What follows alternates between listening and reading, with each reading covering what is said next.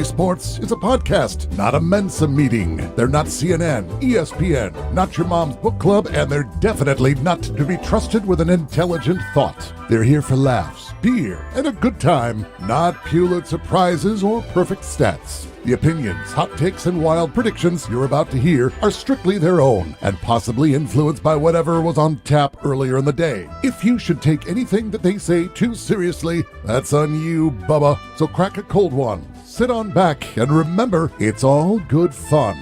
Just a bunch of Minnesotans talking sports, sipping beer, sometimes making sense, and demonstrating the thoughts that kept them out of the really good schools. Everybody, please just take a breath, and we'll begin. So, yeah, it's the winter that we're having is not really much of a winter. If you really want to call it, it's more of a springish. I was talking to Daniel the other day. Who's in two? Nobody. Okay. So I was talking to Daniel the other day, and I was like, you know, when I was growing up, we would be talking about feet of snow right now. Oh, I thought you'd just say just feet in general. No. My bad. Like snow depth, we would have feet of snow right now. Not this. I think there's, after today, I haven't been home yet today, but before today, I think I had like 4 inches on the ground still. Oh. Brilliant! You know all about 4 inches. Yes, I do. That's what they tell me. I try. Did you see Matt's post a couple weeks ago after that snowstorm we got? No, I don't think so. And he's like, stuck the tape measure in the ground. He's like, yeah, looks like we got about 6 inches here. And it was very clearly at the 4-inch mark. Oh, I think it's almost okay. You probably got me on that one. It's like, Bruce, Dustin, and I were all like, where did you learn to read a tape measure? No, and I didn't really read. I didn't read it. Weird. Well, he doesn't know how to read. Well, I mean, the whole town knows. I mean, you're not wrong. But yeah, that was many, many more reasons why I should not be in front of a computer or typing anything, but no one else does. So for one, you've got all the access to all that. Bullshit. Most of that shit, like that ad image you made today. None of us could edit that. Yeah, because I can do that. If you asked me. Well, I pointed out the issue. Yeah, you did. You did. You got me on that one. You got me over a barrel on that one. What? I'm trying to post to our group, or all the. You're always on your phone anyway. I'm trying to post to all the fucking groups, social media shit. That's what I'm doing right now. So, did you end up going down for the girls' high school? Oh, at State? Yeah. Yeah, I was down there. I was down there for Bemidji and War Road, actually. Ooh. Oh, Pioneer covers War Road too? No, I Or mean, is it like, more Forum. it's Forum, but like, so technically Grand Forks covers them, but you know, everyone's got a small staff right now, and so Right. I was like, hey, I'm already down there. Like, War Road stuff does good on our site. Like, I'll just stick down there and cover State. And yeah, it was actually the first time I've gotten to cover a state title game of any kind in any sport, so that was cool. I mean, War Road lost, so that was less cool. But Because they lost to, was it Becker? Blake, or no, sorry, Breck. Right. Yeah, because my cousin's daughter's on that team. On Breck? Mm-hmm. Yeah, I mean, they were nasty. his wife is one of the coaches, Trisha Donoma, Yeah. former Olympian. Yeah, the head coach. Jesus. Yeah. Yeah, no, they were really, really good. They had a great goalie, and yeah, I don't know. It was interesting. It was the first time I did cover state girls hockey once. It was during COVID, so it was a little lame. But Yeah. I do have. Okay, so sorry. No, go ahead. Thought about this. I was going to ask you this earlier because Charlie. That's why I brought it up. When Charlie was on here, when your first day here, there was a hockey game going on. Was that you that came upstairs, hung out with Hoover and I? Was that day? No, I don't Okay. think so. It was one of the first times I think you came up there. You're just brand fucking new. Yeah. Oh, you know what? It might have been. Yeah, because Now it's starting to come back. Were they playing War Road? I think so. And Yeah, they got absolutely pumped. Yeah, they. The they got Jason their Shogabay teeth had kicked in. like 6 points, and No, he it was went girls. between the leg. Oh, it was girls. No, then Yeah. it wasn't girls. I was talking boys. Oh, I know it's War Road for sure. You know what? I think I did do a Bemidji War Road game for girls that year. Yeah. I did 2 hockey games that year. And it was the girls because they had a phenom in the net. I don't remember who it was. Or was it the boys? It doesn't matter. But anyways, it was No. This was definitely boys. Okay. Because the phenom in the net was Hampton Slukinski, who's playing for Western Michigan, won a national title last year. Oh. Jason Shagabe had 6 points, I believe, in that game, but he went between the legs in the third period on a pass that went backdoor, and I had a realization of, oh shit, this might not be going as well as I'd hoped, but thank God they proved me wrong. And, Is he still over in Duluth? Yeah, he's disgusting. He's so good. That whole top line, it's just That's crazy. That what was it? Warroad's senior class that year had 3 or 4 kids drafted. Let's see, Shagabe, Slukinski both got drafted. Shagabe second round to Tampa, Slukinski second round to LA. And then I don't know if Pilgrim was drafted. There was another forward, I think, that got. It's not one of the Marvins because I think they're all gone now. Damon Gardner.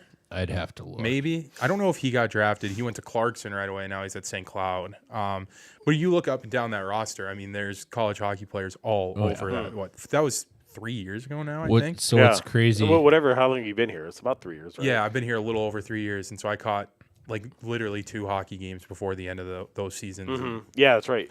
What's crazy is Warroad is just a tiny town. They've had a Olympian or a gold medal Olympian on every team, but they just kick out Brock Nelson, TJ Oshie, Marvin's, Aaron Marvin. They're just it doesn't stop. Which we used to go up there in the summer for summer hockey school, the Warroad Hockey Camp. Yeah. That was fun. Yeah. And so one of our parents in our group actually knew Gigi Marvin's parents. Jesus. Okay. So we would go hang out at their river cabin and rip around on jet skis and it's hang not a bad out. place to hang out. It was fun. Must be nice. Yeah, I mean, even if you look at like girls hockey, like I think they got like 7 or 8 kids playing in the WCHA. Like there's 2 of them, or there's 3 of them on Bemidji State.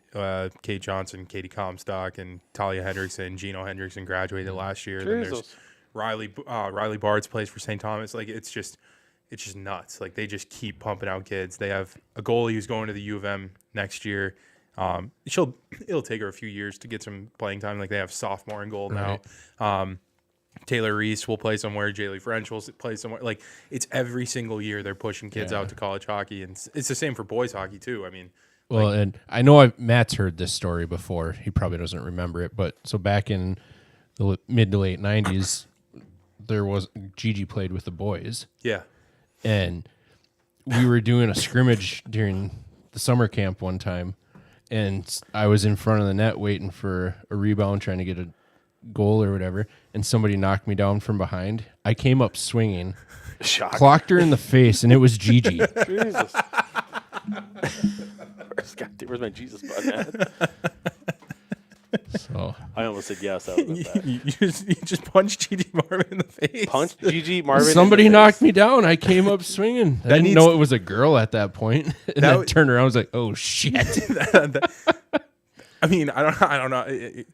That story would be told 100 times if it were me. It was just like, first of all, getting just run over by Gigi Marvin is allegedly, and then turning around and just giving one to her in a hockey and be like, "Oh shit, damn it! This is just one of the best hockey players to ever come out of the state of Minnesota." We were 12 at that point. Okay, that makes it a little bit better. She wasn't that person yet. I know one of my friends also played with her as well. She's from Roseau, played with her as well too. So that's she said that maybe we'll get her on the show.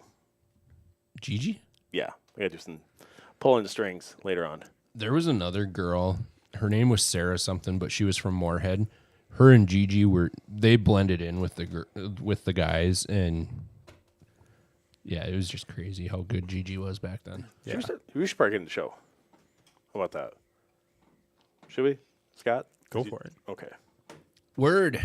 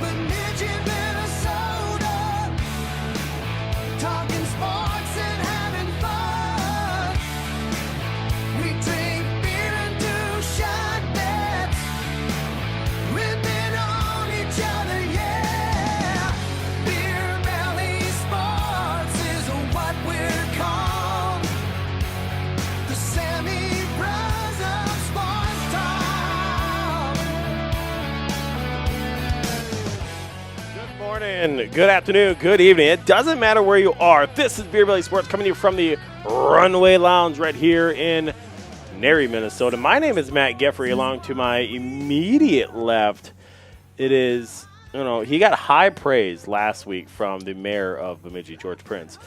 Scott Wilson is joining us. Hi. There, can Close you hear me enough. now? I can. Yeah, these two you have to go all the way down compared to like Bruce's old mic. Anyways, that's Scott Wilson. He's back, better than ever. Busy. He's having a coffee, which is really weird. Is that coffee or? It's hot chocolate, actually. It is almost 50 degrees. It sounded good. Oh, so just regular hot chocolate? Yep. No Okay. Baileys, nothing extra special in it at all. Oh, you can make it Bailey's. Really? No. Hold up. No, I'm good. There's some screwball up there. No, No? Okay, just want to make sure. just regular old hot chocolate sounded good. Okay. Impulse purchase. Okay. And then, Scott, why don't you introduce the person to your immediate left. There we go. Not mine. He is a man from Brainerd, Minnesota. He's been a sports writer now for 3 years with the Bemidji Pioneer. Got one of the filthiest mustaches I've seen in a long time. Stashes. It is Jared. Rubabo. Rubabo. Rubabo. Hey, welcome to the show. Welcome back. Number 2, right? Number 3. Number 3. I think it might even be 4. Ooh. It's either 3 or 4. It's for sure 3. But that's my Yeah. Brainerd math. I've never been good at math. Hey, South Dakota math, we're about the same. Right. So Yeah. just guess. Fair. We just look at, in South Dakota, we put rocks on the fence posts and see which way the wind blows. We look at cows in the fields and see which way the storm's coming from. And if it rained on that rock, we know which way the rain came from. So Not sure what that has Well, to do with math. But you sure. forgot about the rock on a string. I never heard that one. Was that we were floating? No, because if the rock's on the string and it's moving and it's windy. Oh, yeah, that's right. Yep, that's right. You were right. Anyways, Beer Belly Sports coming in from the Runway Lounge. Today's show is being brought to you by 7th Avenue Pizza before pizza became trendy. also being brought to you by Home Choice right here in Bemidji. If you're looking to get any appliances, if you're looking at any furniture, we talked with the mayor last week. Tires, if you need new tires, go to Home Choice right here in Bemidji. Use the promo code Beer Belly Sports and get $100 off on your purchase. Also helps out with your credit as well too. So if you have credit problems like I had in the past, good place to go to Home Choice. Build that credit up. So Beer Belly Sports, this store only. Beer Belly Sports in store only at this store in Bemidji. Also, Soda Stick. Put in the promo code Beer Belly and get 15% off on us when you order. Also being brought to you by Urban Gerbert's here in Bemidji. They have the brand new sandwich. It's it's a crab sandwich. Or if you want a crab or lobster, one of those two, like imitation type crab. I don't know, Remy's barking Seafood. it. Yeah, seafood. Well, see you later, Remy. She probably sees the other dogs outside. Shut the door. Yeah, shut the door, idiots. Yeah, it's like kids. Anyways, it's Urban Gerbert's. They have a great place. They do a lot of catering as well, too. So I know school's almost over. It's getting there. Guess what season it still is? Soup season. And what's coming up? Lent. Not Lent. Yes. It is Lent, technically. Yeah, so they should have the Bork coming soon. I think that's the imitation crab. Oh, I okay. think that's what it is for this year. Okay. Also, the beautiful Knob and Kettle, which is nestled quaintly down in Lake Alice, which is between Lake George and Lake Itasca. It's about a 25-30-minute drive south of Bemidji. But check them out on Thursdays for live music with Lois. Friday and Saturday, get some of the best prime rib around. And Hell Travis yeah. says their Reuben's on point. Yeah. Do you ever been to down to the Knob and Kettle? No, I'm still working my way through Bemidji area restaurants. Okay. That is on the list. I did knock out a bunch of new ones last summer, so Okay, so that's one of them. that's probably at the top of my list because this isn't the first time I've had that recommendation. Yeah. So Okay. so that's up there. So when we go down to down for maybe for like any Vikings, like to begin of the Viking season, thank you. You got to come with because we do a Vikings preseason type show. Hell yeah. Come down there. Yeah, definitely. Yeah, and we eat a lot and we eat a lot and we have a good time. Yeah, So- no, I'm down. That sounds great. And if you want to do the other thing too, it's a good time as well. Sure. So Yeah, all for it. All for it. Also being brought to you by Paul Bunyan Communications. Been serving the Bemidji and Grand Rapids area for, is it 50 years? Bemidji. Grand Rapids for about 25. Oh, okay. So, well, Bemidji 50, Grand Rapids 25. They've been giving us the Giga Zone. For 10 years now. 10 years, and here for 2 years. So Yes. thanks, Bissonette. So, yeah, that's our awesome NASCAR list of sponsors. No, it sounds great. Yeah. Thank you to all the sponsors. Yeah, they give us sponsors and stuff and make me do things and do other fun stuff. I Baseball's would coming say around the you corner. get to do things. Yeah, but it's true. He's probably way better. Baseball's coming around the corner. Town ball. Town Ball. I have the ad done for it. And I'm sure going to see you a lot. Probably. You can shit talk us. I mean, I do like to take some time off in the summer, Yeah. but yeah, I'll be around. Yeah, I waved to you. Yeah. I make it out to a few town ball games Yeah, each year. I see you out there once in a while. Is there anything important, big you're going to do this year for this summer? Or For town ball? yeah, no, just in general, just in sports. I know, like, as soon as, like, high school's over, you're kind of like, now what? Yeah, no, I mean, like my schedule there's never such a thing as like a consistent sports schedule, right? I mean, it all depends on when kids are playing games and stuff, but I mean, it always there is some repetitive stuff. Like, once I get to the end of college hockey season, then it's like the busiest month I pretty much have of the year with like the transfer portal and, especially now with college hockey being as crazy as it is and kids can come in from wherever. It's a lot of like trying to track recruits and stuff like that. And, I try to cover the CCHA as a whole. So then it's like, it's just a lot. And but then it just like stops and it dies. And it's right around the end of like high school sports season. And then in the summer, it's get on a golf course as much as I possibly can. So what you're saying is, I saw the other day that you were tagged in a college hockey podcast. Is that correct? Or a news show or something like that? There was you and two other guys. Oh yeah. So we do have our own podcast.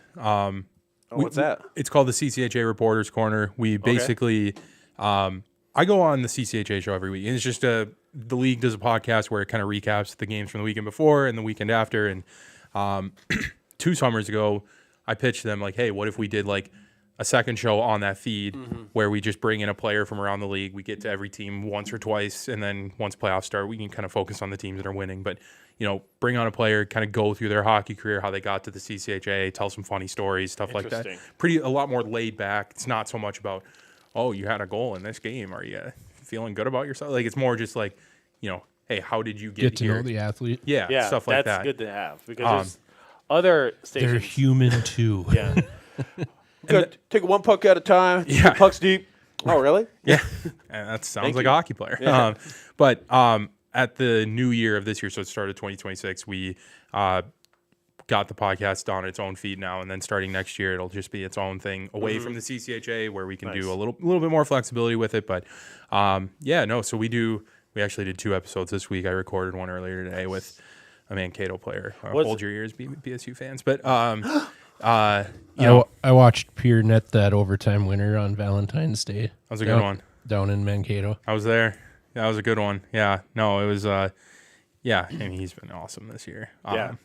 Stud. But yeah, so that's what we do for podcasting and stuff. But yeah, nothing too crazy. Well, since we're basically talking about, might as well get into the 6-pack.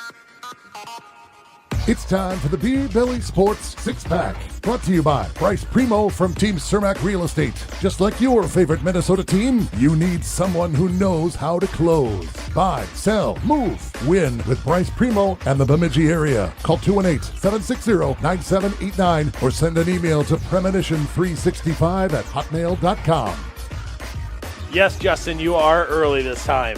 The 6-pack, first one is going to be the BSU Hockey. They're not bad. They're middle of the road. They could be a lot better. Could be a lot worse. I've seen a lot worse. So when my son and I went to Friday night's Tommy game, the upset night, and they were 12-14-1 going into that game, so they were 13-14-1 after Friday night. 12-17-3 at that point, I think. But yeah, you mixed up the CCHA record and the main record. But yeah, you're pretty much spot on. Yeah, no, Close enough. it's 12, 17, and 1. and then I mean Geffrey's spot on. Like it's middle of the road Thank you. is like the very vague way of putting this season, because I think, if you go to the rink on one weekend, you see a team that can win the CCHA, could make the NCAA tournament. Mm-hmm. You go on a different weekend, you see a team that's like, hey, is this team going to make the CCHA playoffs? It's been the quintessential up and down year in a lot of respects. So after Friday night's win, they locked in the 6th seed for the playoffs. Technically, it was locked in and going into the third period because of Lake State, but yeah, the win locked them into 6. So I've posed this question the last 2 years now. At what point does Saratori's leash run out? Because Never. that's my thought Lifetime too. contract? Because okay. So this would have been before your time, but about 10 years ago when they finally got into the WCHA, cost us the Sanford Center to get into the WCHA. Was that after I was getting a fight from a guy from Ferris? No, it was so. They get into the WCHA. They're finally in the Premier College Conference, and I've got a lot of strong feelings about college hockey in the WCHA. I won't get into that though. No, that's fair. I got them too. But they held their own with the cream of the crop in that conference. Went to a Frozen Four. I think that was right before. That was right before the Sanford. The year before the WCHA. Yep, was the year they made the Frozen Four. It was just the CHA at that point. But so 09 Frozen Four run. They've made a couple tournament appearances since then, but haven't had anything like 09. WCHA, Big Ten, fucking ruined college hockey. So the WCHA ceases to exist as we know it. So now it's the NCHC and then Big Ten. And with how BSU played in the WCHA, you would have thought that they would just dominate the WCHA that was left over. Mm-hmm. And they were just a middle-of-the-road team. And then when the WCHA folded and they move into the CCHA, they've just been middling. Yeah, to some respect, for sure. And I think in that sense, too, it's also kind of up and down because, I mean, they sure had their years like, this year and last year where the low points are really, really low and really depressingly low to be at the rink, right? But then even, in a big picture, right? Like 2 years ago, they win the McNaughton Cup. I think 7 years before that, they won their first McNaughton Cup. So it's like middling, yes, 100%. But it's also come with like these big swings of what middling looks like too. It's interesting when you put it like that, when it's like you think they dominate. And I think another school to look at in that is Minnesota State Mankato too, because they were horrible in the WCHA. I mean, horrible. Could not make the WCHA Final Five bad. And, they had Troy Judding as the coach. His son came and played for Bemidji State, transferred from Colorado College. But, his time certainly ran out. But then they get Mike Hastings, and Mike Hastings turns him into this juggernaut. And it's like, it's almost like, it's hard to kind of think about it now, but it's like Minnesota State wasn't, I don't think always supposed to become this in the WCHA or at the CCHA, but a lot of it just kind of comes down to the external factors of college hockey in a lot of ways, right? And it's only getting harder in that respect, but at the same time, there's also things that make it a little bit easier, like the CHL infusion into college hockey. I mean, that's the craziest thing about this year is, you look back at the past 2 or 3 years of the CCHA as a whole. It's a one-bid league into the tournament. A lot of, from a national perspective, I think it's perceived as, well, one team from Atlantic's going to get in, one team from the CCHA is going to get in, and the rest of the spots are up for grabs for the ECAC, Power Big Ten, conferences. Hockey, NCHC. And I think that, when we think of the CCHA, you almost kind of have to think of it in like a 3-year window. And that 2.5 now, almost 3 years ago, was the start of a window where I think the CCHA wanted to get better at branding itself as a conference that is not just a one-bid league anymore. Now, a lot of things had to break their way, right? Like, You needed Augustana to become a good team and a viable team, not just a good story that's like now they're a middling team. And they have, right? I mean, they finished second in the league last year. They're third in the league this year. They are the best chance for the CCHA to get an at-large bid into the NCAA tournament. Minnesota State needed to stay at the top. Bowling Green needed to take a big step forward and compete with them. Michigan Tech and Bemidji State, right? All of those teams. St. Thomas, prior to last weekend, was ranked 16th in the country, which jealous fan here, slightly pissed off fan. What? They get into the NCHC after only being a D1 program for 3 years. Yeah, for sure. At the same time, though, like if you put Bemidji State in the NCHC right now, it'd be hard to make the argument that the team would be better because the resources that they can put towards getting fielding a competitive hockey team. Well, that's just so Bemidji's the prime example of a second tier school compared to your Minnesotas or Bostons or even North Dakota. We're never going to get that 5-star blue chip prospect. They're always going to go to the major pro. We're going to be constantly getting the kids that need to go to juniors for a few years to season and that are going to be older when they finally do break into the college ranks. Bingo. Definitely. And I think you're like 90% right because they do at times find the kid that slips through the cracks. I was actually thinking Polkamp 2 years ago. Eric Polkamp has his freshman year here. He's one of the best freshman defensemen in the country, plays World Juniors, wins the gold medal with the U.S. They committed him when he had, I believe, 2 points in the USHL.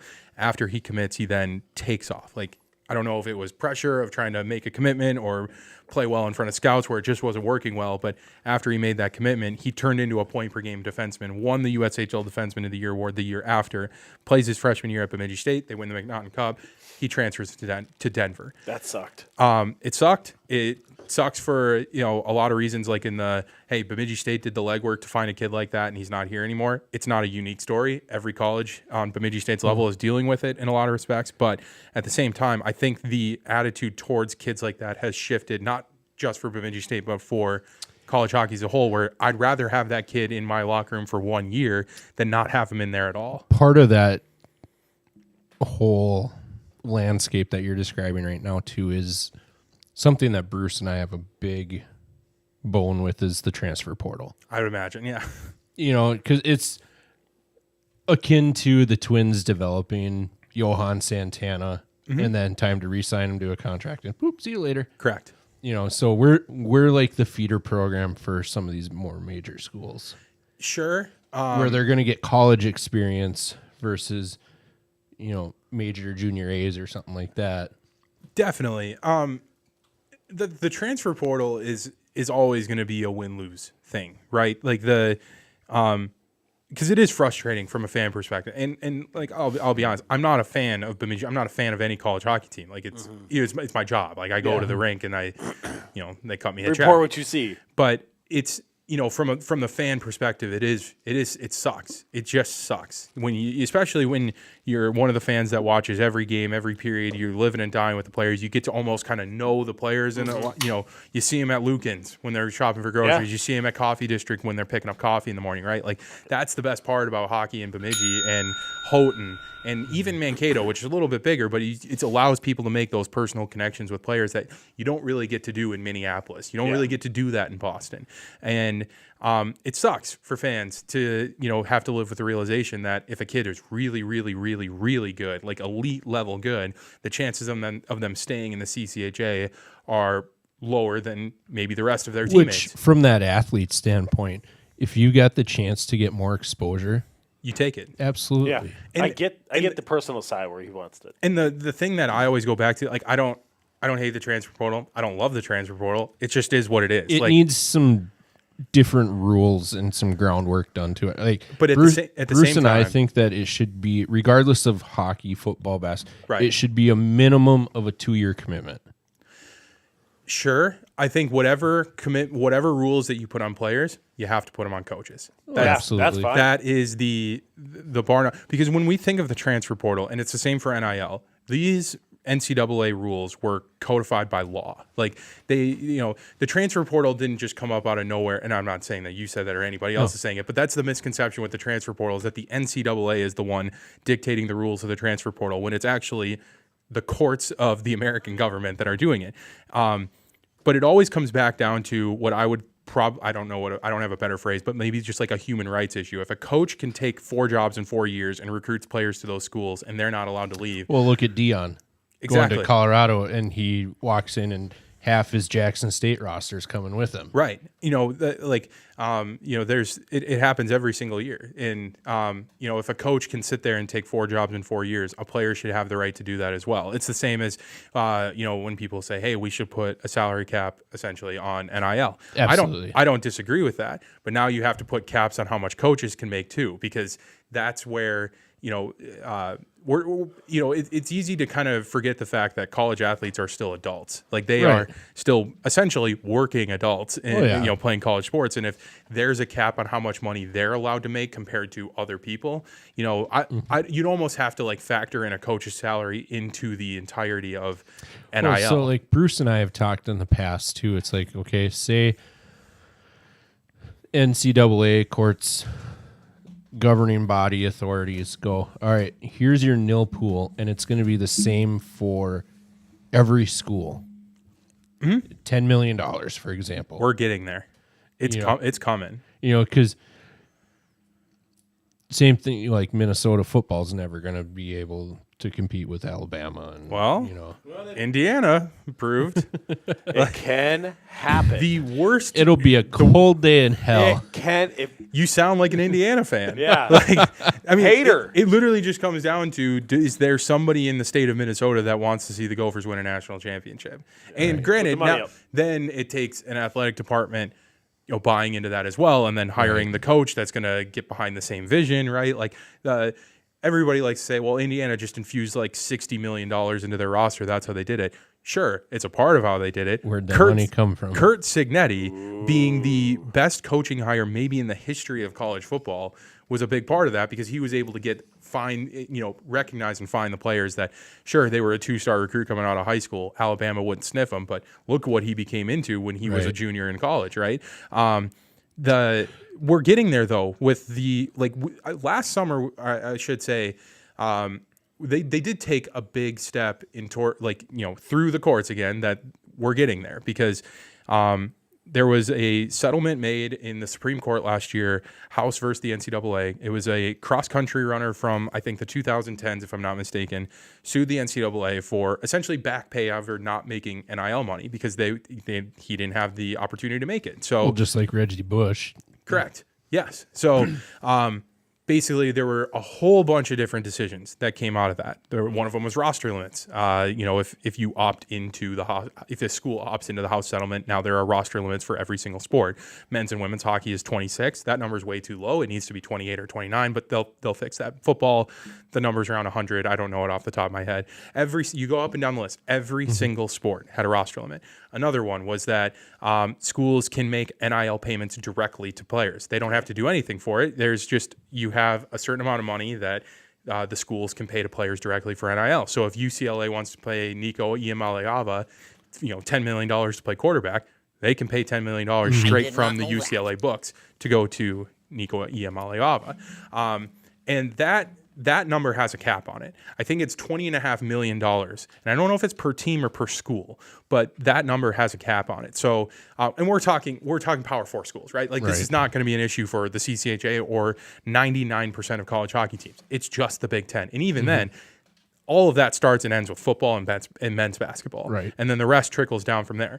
But there was another thing that came out of it through revenue sharing, where if your football team makes a shit ton of money, that football team then can support college hockey. It can support cross country skiing. It can support men's volleyball. Whatever you want it to support. So basically, in court, they looped the House settlement into solving a lot of minor problems that are basically more hiccups than anything else. But it did lay the groundwork for a lane for maybe a cap on how much kids can make in NIL. That's the other thing that it comes up so much when I hear about it, though, is like what are the kids doing to make NIL, right? Like you would have thought, okay, well, this kid's going to get an advertisement deal with a car dealership, and you'll see him on the commercials on TV, or you see Arch Manning on commercials for, like, I don't know, Jimmy John's or some shit like that, right? Like that's what people's initial thoughts of NIL looked like, when the reality of NIL is, well, this grad owns this company and they want this kid to play for their alma mater.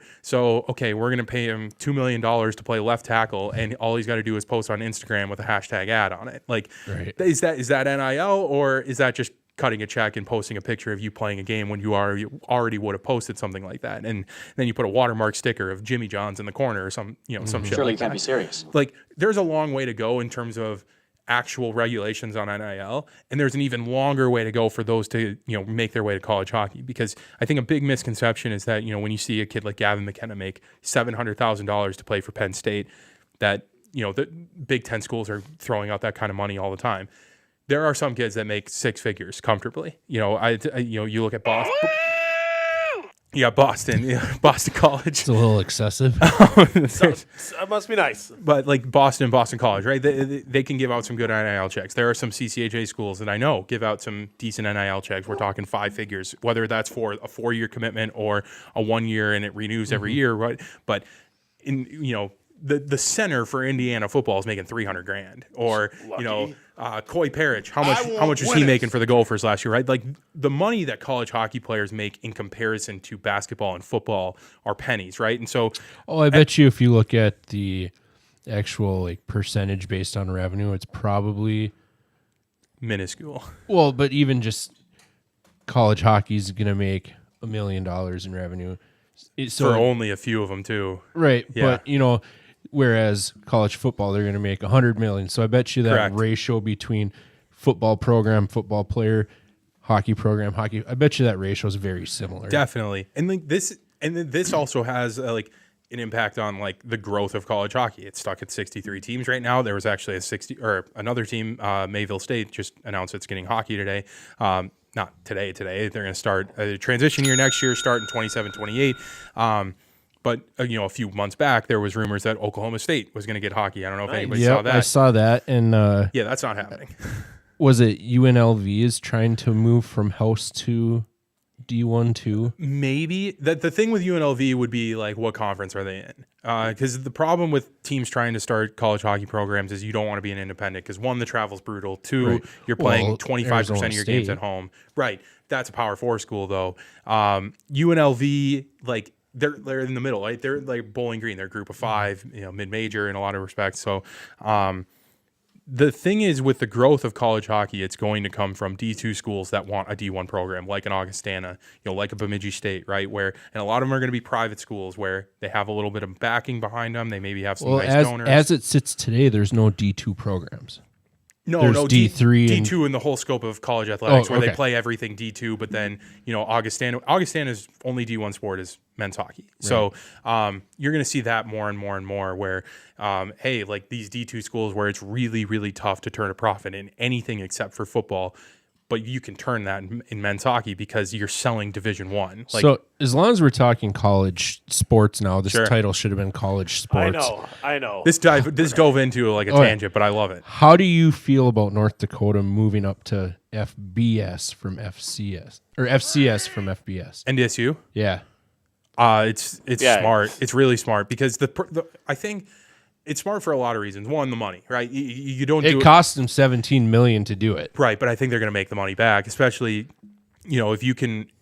North Dakota State's good enough to where you can at least make an argument that within the next 10 years they'll be in contention for a college football playoff. You make the college football playoff one time, it makes up for all of it. Do they maintain the program level that they're at right now? That's the big question. Yeah, but I think the secondary reason why it's really good is it reinvigorated a fan base that really didn't have anything to show up for until the postseason started. The Fargo Dome is a great venue in terms of how loud it gets and the atmosphere and stuff. Go to a Fargo Dome game in the middle of October when they're playing Butthole State. Like Butthole State. like nobody cares by Right. by the time the second quarter starts because the game's already over. Like Right. you wait for the Dakota Marker game when they play USD or Jacks. SDSU. You wait for the game against UND, whether it's in Grand Forks or Fargo, and then maybe there's some juice with playing USD. But the thing is, NDSU got so good that no Power 4 teams are going to schedule them as an FBS opponent because you're not going to pay NDSU to come in and maybe beat you on your home turf. Yeah, those are always Was fun to becoming a watch. regularity. Right. You know, they'd Go pay for him. fan over here, They would Al. pay $100,000, $250,000, and then lose to this team that was supposed to just get shit stomped. Right. So I think if you're NDSU, sure, you go into the red for a little bit, but now you're going to have reinvigorated ticket sales. You're going to have reinvigorated so merch sales. That's where I was going to go with this. Your cost to attend a NDSU game now probably just got more expensive. Yeah, if it doubled, it wouldn't surprise me. But at the same time, There's a lot- if you're an NDSU fan, let's say you're born and raised in Fargo, you're 35 years old. It's kind of like small town feel to it, where it's really like, sure, you watch the Vikings or you watch the Packers. You got a favorite baseball team, favorite hockey team, but really at your core, NDSU is your favorite team to watch. University of Wyoming. Sure, Craig Bull. I want to say, if he was not on here on the Beer Brothers Sports Radio Network, we have the Bison Bits with TJ Just, who is a die-hard Bison fan who does all the Bison stuff. He talks about this on the Beer Brothers Sports Radio Network. That's Bison Bits. You can go with the Beer Brothers Sports Radio Network. You can find all that. Good plug, by the way, too. I'm glad that came up organically. But now you take that and it just. I have seen some on some of the different Bison fan groups. Some of the fans are like, great, now we're going to have some kind of ploy to improve or update or whatever the Fargo Dome. So now we're really going to be bleeding money. It is But there's gonna- people are going to piss and moan about anything. It is going to be a little bizarre seeing FBS football in the Fargo Dome because it looks a lot bigger on TV than it does in person. Like, it's not that big of a stadium. Same with SDSU, right? SDSU seats 19,000. I would imagine It is the Fargo such Dome's- a beautiful STSU. It is is. such a great stadium. It is. What is it? The Dakota Dome seats probably around the same as the Fargo Dome, Been there. right? 25-ish thousand people. That's also another good fun place to be at. like Yankton's fun. it would be very funny to see like NDSU have like a dream season where they finish like 7th in the college football rankings, and it's like Michigan has to go into the Fargo Dome and play a game. Like, could you That would be imagine how awesome. loud that I place would would get? be there in a heartbeat. Yeah, you'd also probably cost, couldn't afford the it tickets. cost you I would $5,000 find to a go way to to the get game. media passes to make this work. I wonder. You would be donating This is a serious question. fluids. If NDSU hosted a college football playoff game, would the cheapest ticket to that game be more expensive than a Super Bowl game? Ooh. I bet you'd be right on par. It would have to be close, right? Because a Super Bowl is going to cost you probably 4 figures to get in, right? Oh yeah, it's Jesus. Super Bowl. I think it's at least. I think it was 3,000-4,000 was the cheap tickets. Was that the cheap? Okay, so the Super Bowl's probably still got to beat, but there's I not bet going to. you locally it'd probably cost you $2,500. I don't think you're getting cheaper than 2,500. I think that's the number I was thinking too, where it's like it's and good for them. Like that's granted, we're talking resale at that point, right? Right. But that's fun, and you hope that other schools who are at that level kind of take that initiative. Like SDSU should be next. I've read will a lot be. of things that now that North Dakota finally made the jump, people are looking a little south and going, "What about you?" Brookings, I think they would. Honestly, But I not think they would. the other teams that I've seen mentioned are Montana and Montana State. Yes. And from what I've read, one won't do it without the other. Yeah, that was a big That deal. makes sense. In 2005, when the move from D2 to the FCS, it was a package deal to bring NDSU and SDSU up together, and I Okay. think USD and UND were the same type of program, but they basically had. And I know for sure in 2005 it was NDSU and and SDSU all had to move up at the same time.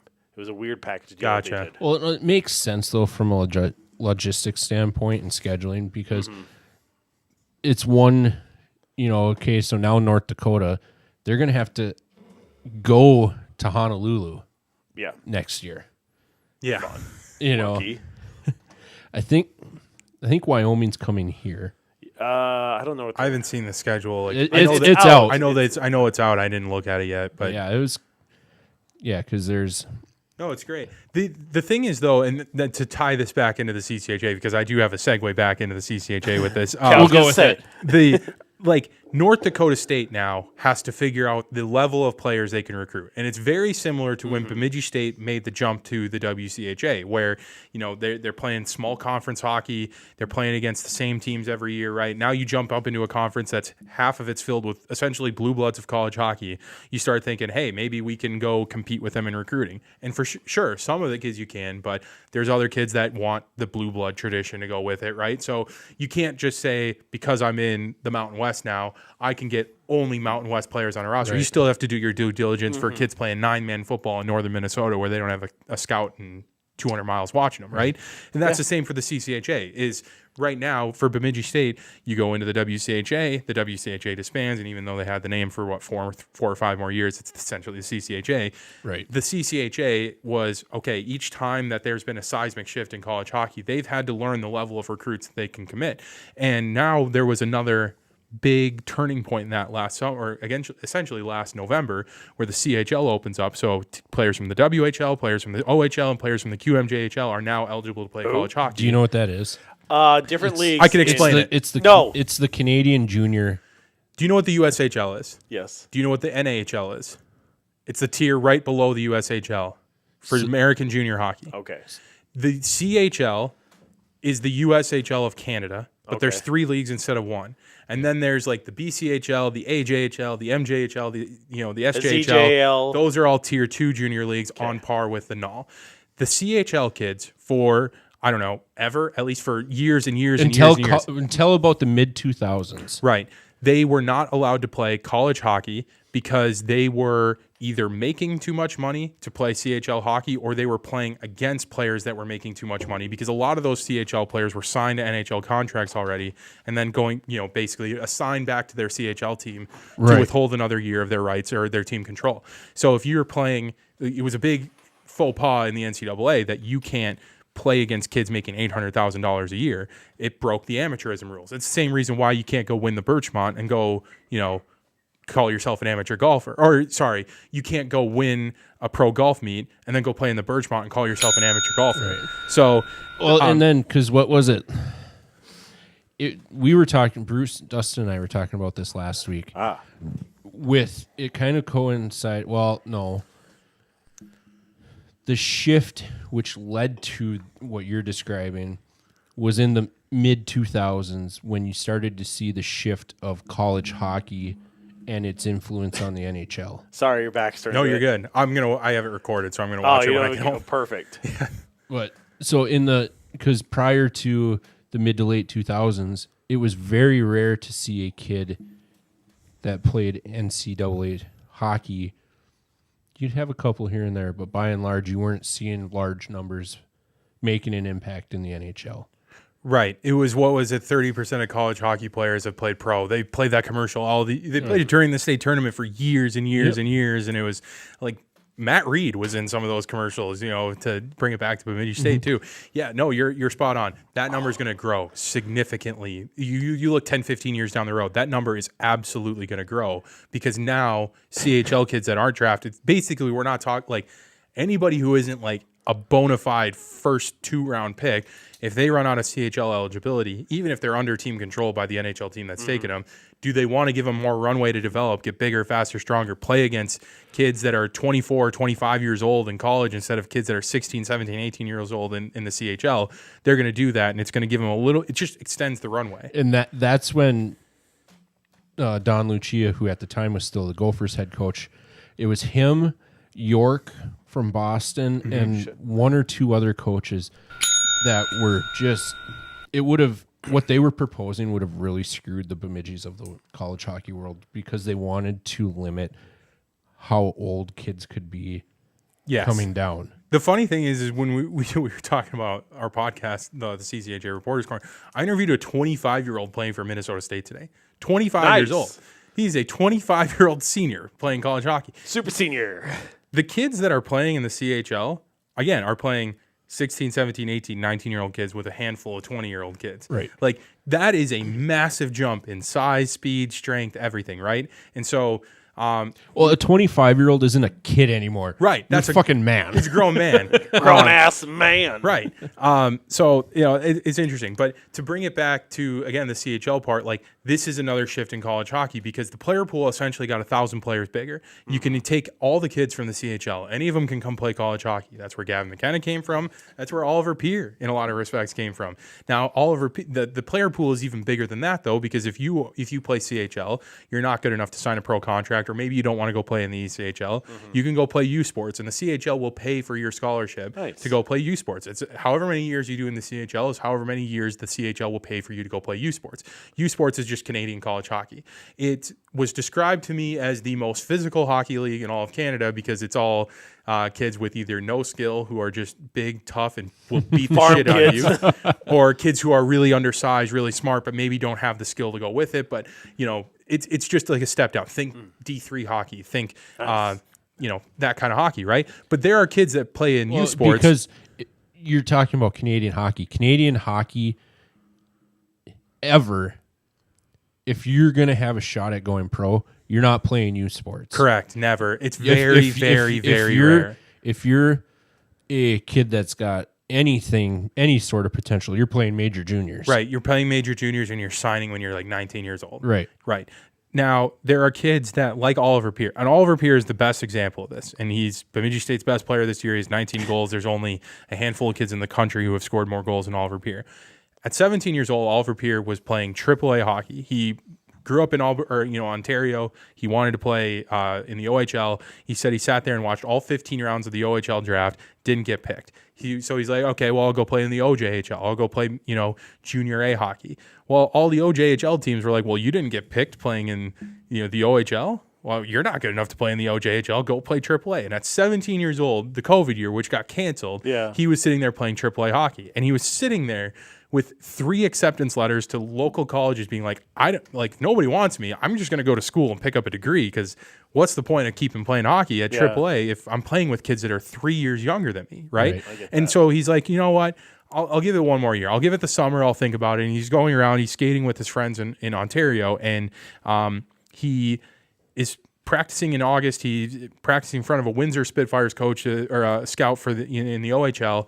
And the scout comes up to him and says, "Who are you?" And he goes, "I don't know." He goes, "Well, where are you playing next year?" He goes, "I don't know. I don't have a spot." And they're like, "Well, come to our camp because I'm pretty sure you can make this team." So he goes to Windsor, makes the team, signs there. He said he crushed it at camp. And then 8 months later, he's playing in the OHL finals against Wyatt Johnston and, Wyatt Johnston's on his team, Xander Jack-Eye, bona fide NHLers. They're playing in there, Hamilton versus Windsor in the OHL finals. And then 2 months after that, he's at the Pittsburgh Penguins development camp. This kid just developed a lot later than everybody else. And it's no fault of anybody. Some kids, it just takes a little bit longer. We call them late bloomers, right? They're called late bloomers for a reason. Yeah. And now he wasn't ready to go play AHL hockey or even ECHL hockey when his time in the CHL was done. He needed another year to get his feet under him. He goes and plays U Sports, tears it up, and when the CHL rule changed, now he can come play college hockey Division I, and Bemidji State was right on it. They got him in the door, and he's like, holy shit. This is awesome. Like, I don't have to play in front of 200 people anymore in nowhere Canada. Like, well, I mean, 200. I was at the Friday night St. Thomas game. They had 2,500 there for that one. I don't know. That's what the listed attendance said. So paid. That includes season ticket holders. It does include. Paid. It also includes like media members and all the players on the benches and stuff. So they just go 1, 2. Attendance 3. starts at 300 every game. So, but.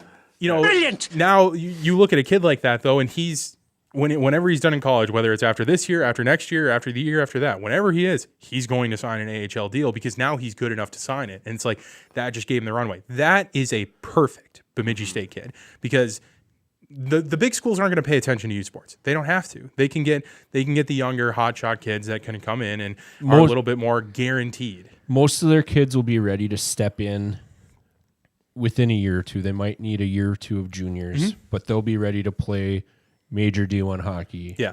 By the time they're 19. Man, you should just have Scott on your show or something.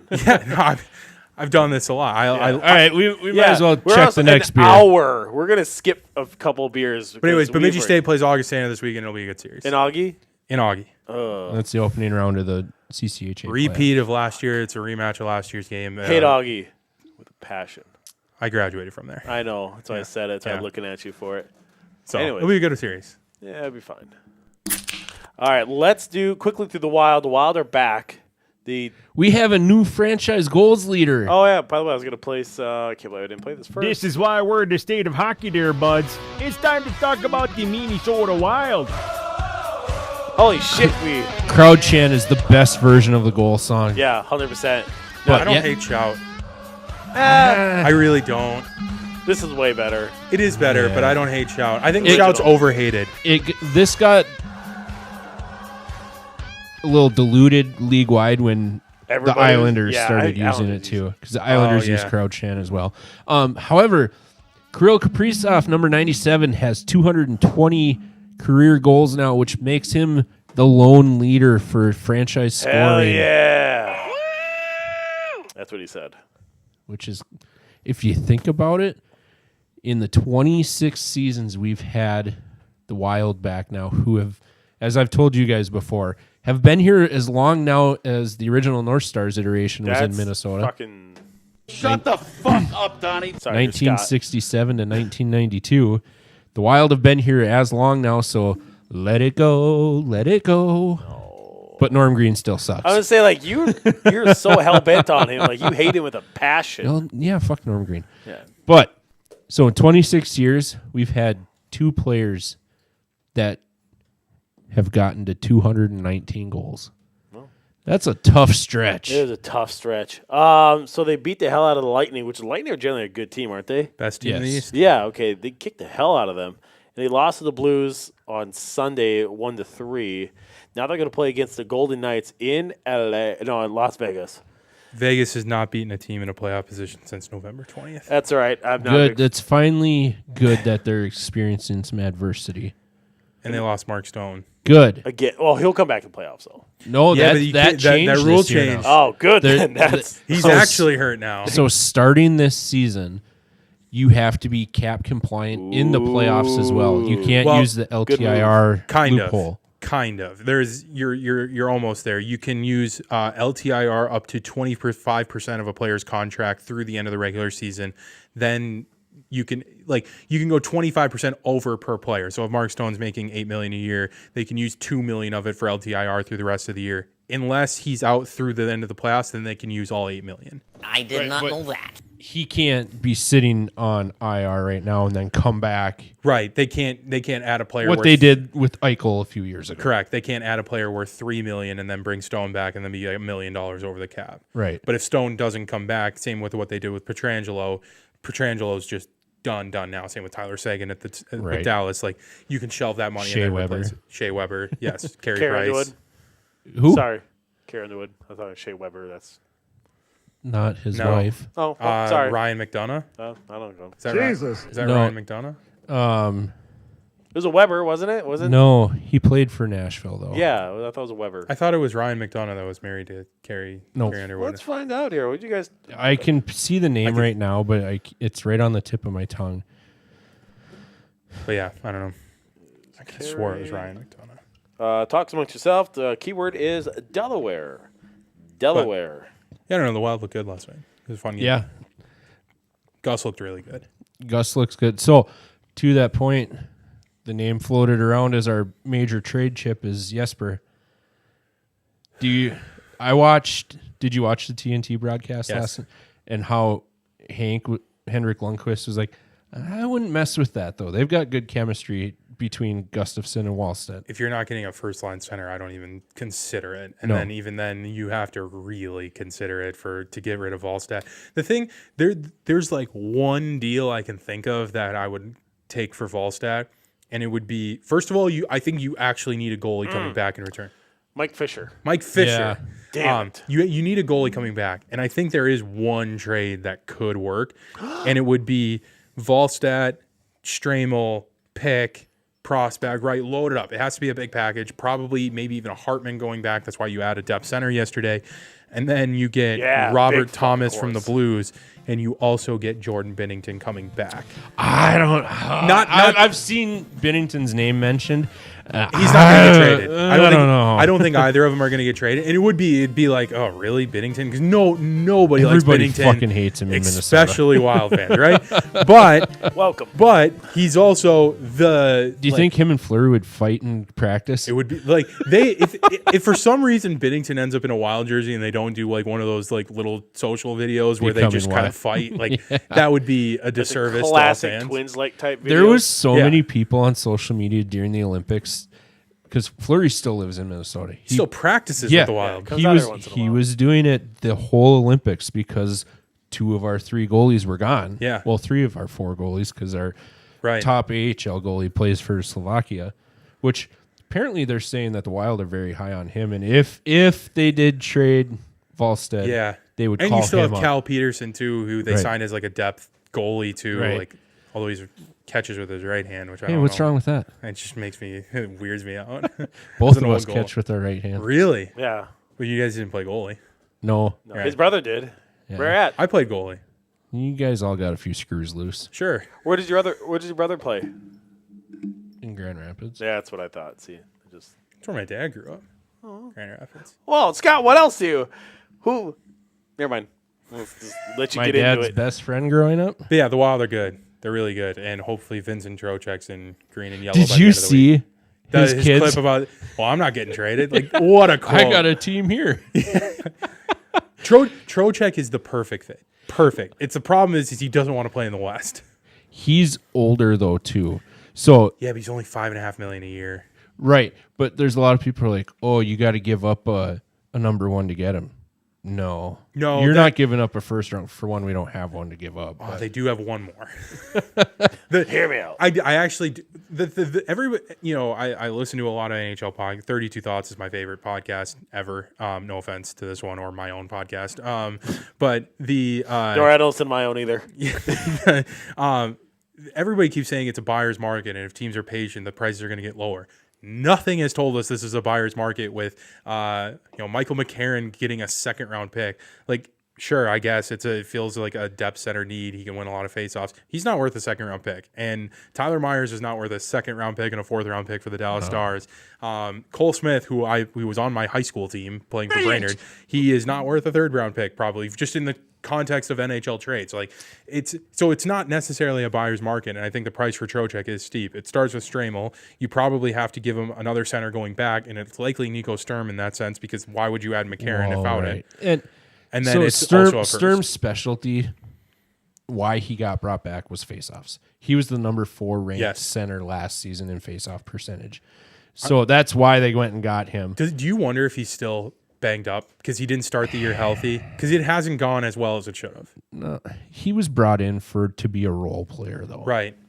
I'm sure the Olympics in Germany didn't help him a whole lot either. No, definitely not. The Delano goal was sick. I saw that too. I think Delano's going to win the state title. Ooh.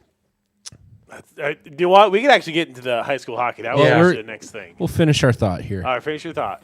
But I don't know. Sturm, second go around with us, he was brought back for one reason alone was to win faceoffs. And cup experience. Right, that too. Because doesn't he have 2 of them? Colorado and Florida? Yeah, Florida last year. right. I don't think he won 2 in Florida, though. I think Florida, he was He was in Colorado 2 years ago. yeah.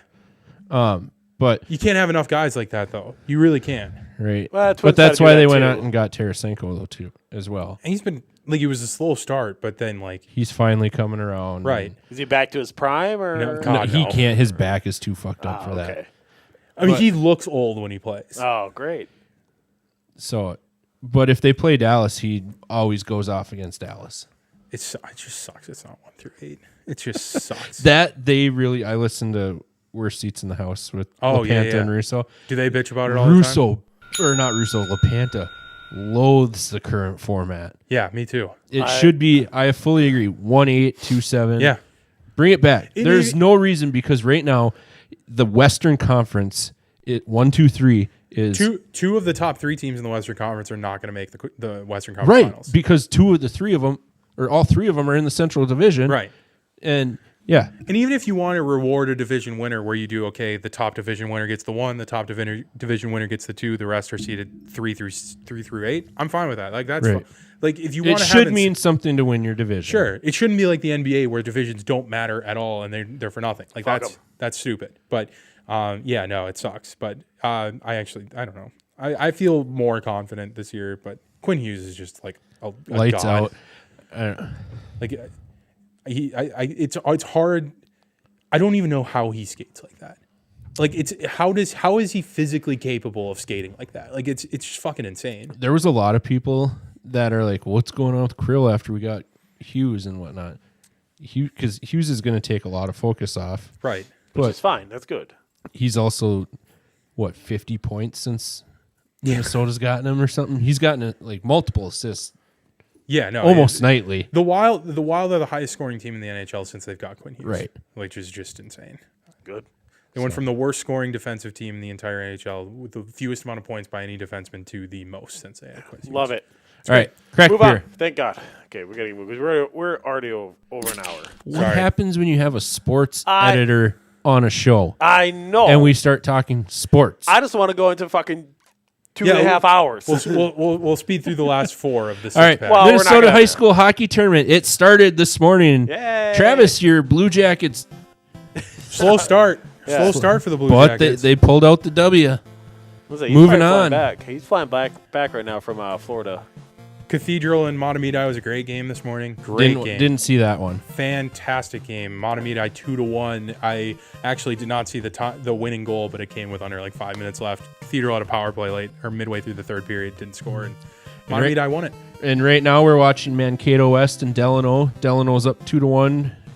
It's my state title pick, Delano. 5 minutes left in the first period. They're nasty. The big schools start tomorrow night. My alma mater. Grand Rapids. Grand Rapids. I almost said Hibbing. Sorry. That's Travis's. Are Who back in the dance. Who do you got winning the AA tournament?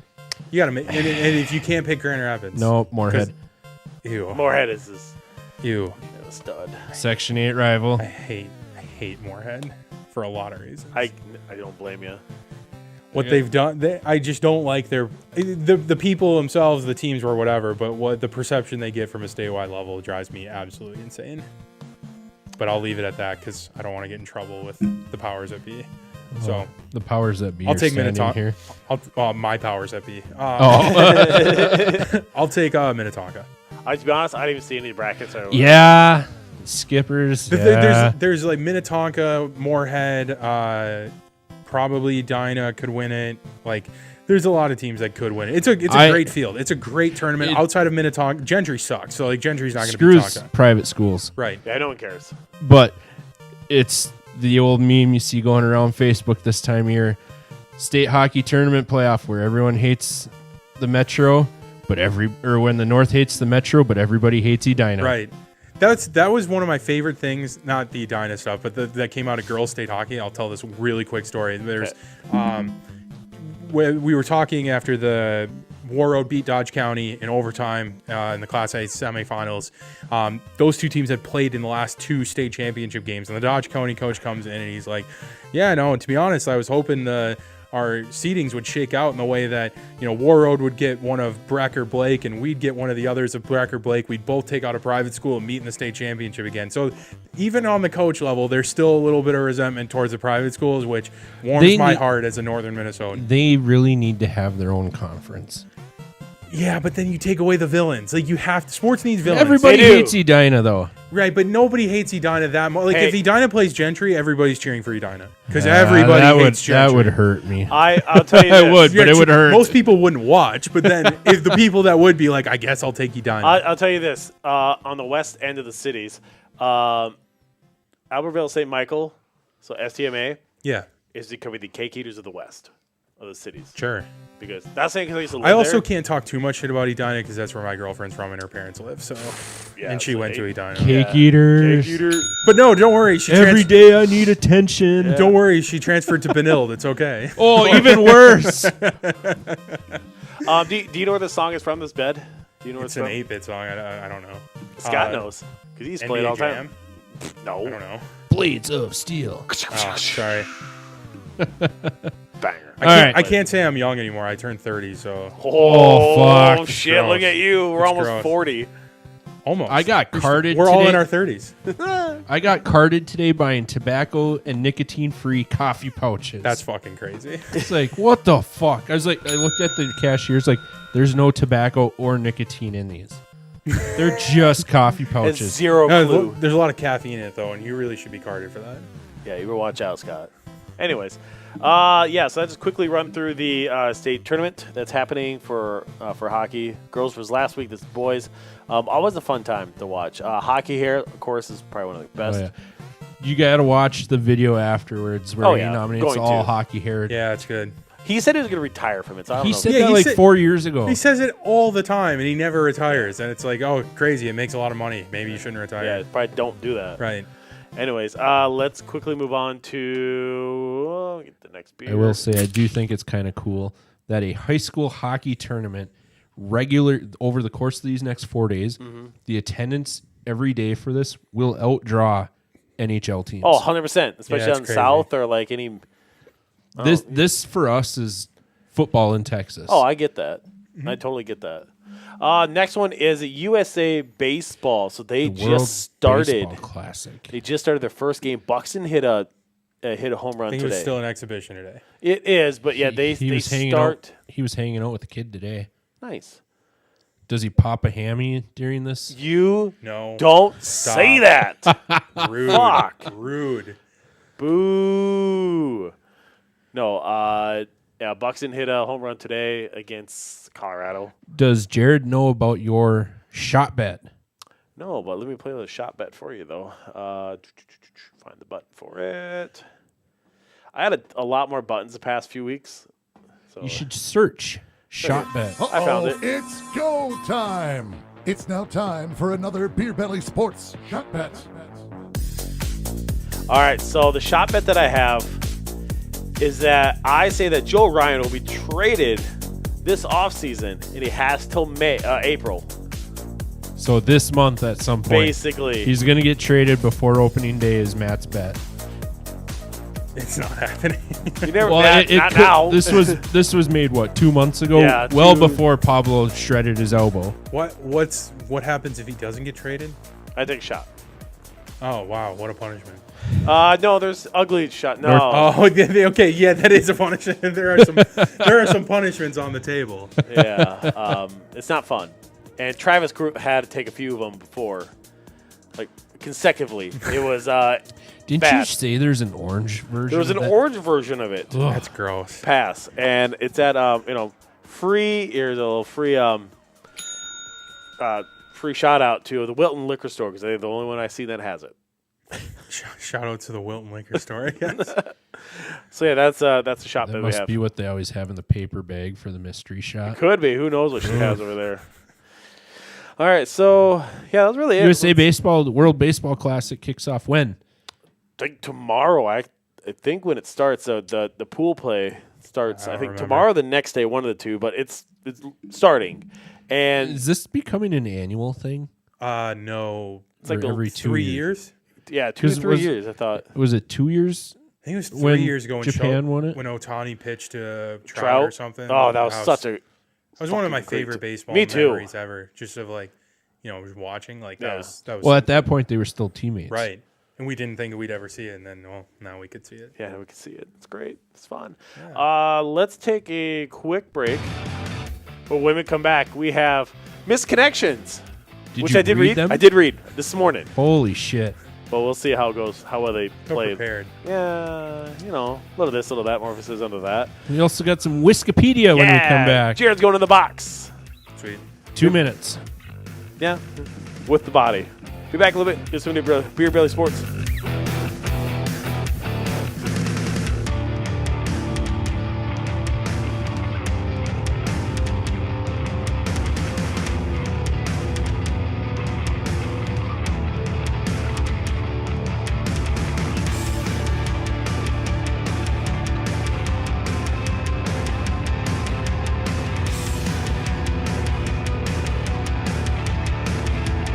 If I hear Yamo be there one more time, I'm going to Yamo burn this place to the ground. You're listening to the Beer Belly Sports there, don't you know? They continue to be the semi-pro of the sports talk world.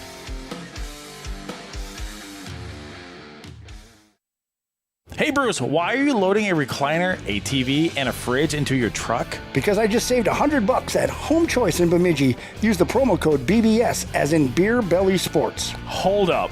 You actually use a promo code? Heck yeah. Mention Beer Belly Sports in store and boom, $100 off your items. I'm heading there right now. Do they sell kegerators? Oh, they've got everything. Furniture, appliances, electronics, you name it. Head to Home Choice in Bemidji today. Use promo code BBS or Beer Belly Sports in store to get $100 off your purchase. This is Lois from the Knob and Kettle Restaurant and Lounge, where we serve our smoked prime rib Wednesday through Saturday night, along with our made-from-scratch soups and desserts. Come enjoy one of our delicious appetizers, like our smokin' poppers, or our walleye bites dipped in our own house-made batter and served with our signature tartar sauce. On Thursday evenings, you can enjoy live music with Lois, 2 miles east of Itasca State Park on Highway 71. We're open noon to 9 Wednesday through Saturday, and we're ready to serve you. The Knob and Kettle Restaurant, your prime destination. Make your next gathering legendary with Herbert and Gerbert's Catering. Why settle for the ordinary when you can have extraordinary subs and sides? This holiday season, take the worry out of your meal planning with Herbert and Gerbert's Colossus boxes, giant soups, creamy mac and cheese, and sides that'll make everybody smiley. Big groups, small groups, hungry groups. They cater to them all. Unwrap the flavor with Herbert and Gerbert this season and call it in or order online to make your holiday extra delicious. Herbert and Gerbert's on the corner of 15th and Bemidji Avenue. There's nothing like a summer night at the ballpark in Bemidji. Swung on. It's going to be a strikeout. And for the third straight year, Beer Belly Sports Radio Network is proud to be broadcasting local baseball. Pitch swung on. Going to be dropping in the gap. And that's going to get 1, 2 bases, maybe 3. Caleb Mankey is going to get a triple. This season, we're bringing you live home games of the Bemidji Bucks and the Bemidji Blue Ox, keeping local baseball alive and well, one pitch at a time. This one swung out to left field. This one back. And this one is gone. Landon Hansen smoked that ball out to left field. A grand slam for Landon Hansen. My goodness, that thing took off like a rocket. Calling the action is Matt Geffrey on play-by-play and color commentary from Bruce Legg. And now in the booth with real ballpark insight, former Blue Ox players Travis Carruth and Sam Callbearer. Pitch, this one swung on, going to be a flare in left field. No one's going to get it, going to hit it nowhere. Cam Justice is going to round and score for the Bucks, and we have another tie ball game. You'll catch every hit, strikeout, and late-inning rally streaming live on Facebook, YouTube, and Twitter. Pitch swung on out to left field. This one back, all the way, and this one is gone for Ty Lundeen. Lock it, cock it, rock it, restock it. That ball is out of here. And if you're a local business looking to support local baseball, this is your chance to be heard by the same fans filling in the bleachers. Pitch swung on, going to be thrown over to Ben Corradio at 2. Throw back to first in time. That is a 5-4-3 double play to end the side. From pregame to postgame, your business becomes part of Bemidji's summer soundtrack. Email bbsportsmn@gmail.com to advertise with the Beer Belly Sports Radio Network and help continue supporting local baseball with local advertising. Beer Belly Sports Radio Network, proudly covering Bemidji Town Ball one summer at a time. If I hear Yamo be there one more time, I'm going to Yamo burn this place to the ground. You're listening to the Beer Belly Sports there, don't you know? They continue to be the semi-pro of the sports talk world. At Paul Bunyan Communications, you're more than a customer. You're a member of our local broadband cooperative. And as a cooperative, we invest right back into the communities we call home, building better broadband, supporting local projects and organizations, and working every day to make our region a better place to live and work. We're proud to deliver world-class connectivity across northern Minnesota, because strong communities grow from strong connections. We're Paul Bunyan Communications, powered by the GigaZone. Are you a fan of Minnesota sports? Do you need some Minnesota gear? If those are both a yes, go to sodastick.com to get your original Minnesota-inspired goods. If you haven't seen this stuff yet, you got to check it out.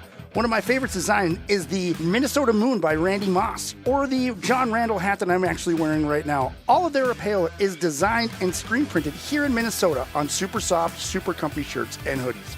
You'll love it. We're going to hook you up with 15% off your next order. Use the promo code BeerBelly, one word, for 15% off. That is thesodastick.com, designed by Minnesotans for Minnesotans. Code BeerBelly for 15% off your next order.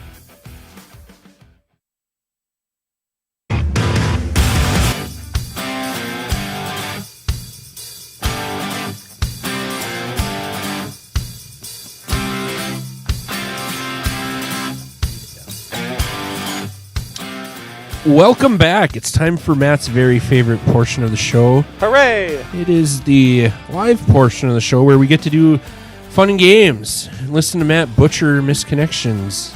Yeah, it's all right. Show off his 6th grade reading level. I do what I can. Who's with us as well? I got to my right, we got Matthew John Geffrey. Hey, that's me. Or Angelica. Angelica, as Bruce likes to say. And to my left, we got the sports reporter from the Bemidji Pioneer, Mr. Jared Rubabo. Sure. Right? Is that how I pronounce it? Yeah. I butchered it. I didn't. Everybody butchered. I could not care less. I get Jeffrey constantly. So I have to check myself to not call you Jeffrey. It's all right. I got called Griffey one time. I'm not black, nor am I really good at sports, but I do all right. Yeah, that somebody needs to maybe just mix it a water next time if they're calling you Griffey. Brilliant. Does not swing like him either. So my mom, I had a conversation with my mom the other day. When I was in youth sports, playing baseball, I had that King Griffey swing. My mom swears up and down that I was like, this is how you do it. And I sucked. Now you saw me play baseball and softball, and I'm like, now I'm more compact. And yeah. Warning track power. Same with you. Same. I'm built a little taller than you, more stout. Yeah. A little more barrel stove now. Barrel stove? All right, well, I just never heard used that before, so intrigued. All right, misconnections? Ever have an awkward encounter at the supermarket and don't know where else to turn? Searching for love on the internet. It's time for Missed Connections with Matt Geffrey. All right. So before you start quick, Justin, a lot of people go to college for 7 years. Yeah, they're called doctors. You're not wrong. Let's see, make sure I got the right one. Okay, I do. All right, so this first one, again, I did it this morning. I read it just once this morning. You know how it goes. I try to find love on the internet, on misconnections, either on Reddit or Craigslist, and that's always the best one. Craigslist always delivers. It does. And then the Craigslist is always the Minnesota ones.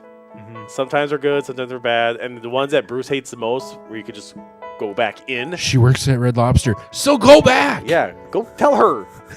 Like that. You work the coffee drive-thru at Caribou. I mean, that's true. This one, bit of a long one. First one, of course, out of the gates. That's Test Stills reading 5 skills. minutes later. Assholes. What is this? What is this letter that it looks like an upside down triangle with an A? What's the other thing? Is that an A? Was this geometry? No. Update. I didn't go geometry. Update to the original post that includes important details. Maybe you're the man that isn't named Jordan. Maybe you aren't 50. Maybe you aren't even an engineer. And maybe you are a compulsive liar. ... But ... Did you go to the big rec / live show in Saskatchewan on Saturday night? Did you have a fabulous time with a ginger girl and forgot to get her number? Maybe these details will help you jog your memory. Your last concert at the Sagtall Center was the last Metallica show. You convinced a 14-year-old boy at his first concert to share his popcorn with you. What a dick. You look young for your apparent age. You have all of your hair. In fact, you have 4 gray hairs, and they are all in your beard. You took the time to show me. That sounds like something I would do, too. That's something I would absolutely do. Yeah. You like beer. Weird. And that night, you had a lot of beer. Weird. Weird. It's not me, by the way. Is this describing you? When were you up in Saskatchewan? Don't worry about it. My ID works. You don't have a passport? No, you can get Canada with real ID. You cannot. Yeah, you can. Yeah, real enhanced ID. Yeah, it has to be an enhanced ID, Not just a real ID. I have mine somewhere. It's one before. You left it at the SaskTel Center. Yeah, in fucker. I did. Damn it. You asked me to marry you twice. Well, not me. Are you sure this isn't you? Matthew Lovebomb Geffrey. Oh, that's enough. You declared that in a return for being a kept woman, I would need to make you daily sandwiches, cook you dinner when you get home from work. Fuck, that does sound like me. When you said, would you use the phrase "kept woman"? That is above his vocabulary level. AI totally wrote this. Kind of like how you were trying to use that esto whatever word, and I'm like, what the fuck word are you even talking about? Can't think of Tom Hanks. I'm focused on this. You said you would garden today. You would garden together and have a greenhouse. You made me a promise. I would love your cat. Obviously not me. I fucking hate cats. Look, Jordan, you were a lot of fun. We both sang and danced and partied like it was 1999. I need more than this memory of you from the most fun I had in 3 hours of my life. You made a lot of promises. It would break my heart if this marriage proposal wasn't indeed heartfelt, meaningful to you. However, the only promise I want you to keep right now is to follow up date because let's face it, I'm fun and you're a blast. Between the two of us, how can one date be anything but more exceptional than the last? I know you are maybe feeling shy now. Heck, I'm embarrassed too. I didn't mean for this to be in public. ... But listen to me, Jordan. We are in this together. We've gotten this far. ... Doesn't it just seem right to complete this connection so we can just let tens of thousands of people who are viewing this post now how successful finding love or fun with strangers at a concert that you both attended by yourselves can be? You had Grumpy Old Men last year. I got a text from her, by the way, too. I'll show you. Okay. You know exactly where to find me. ...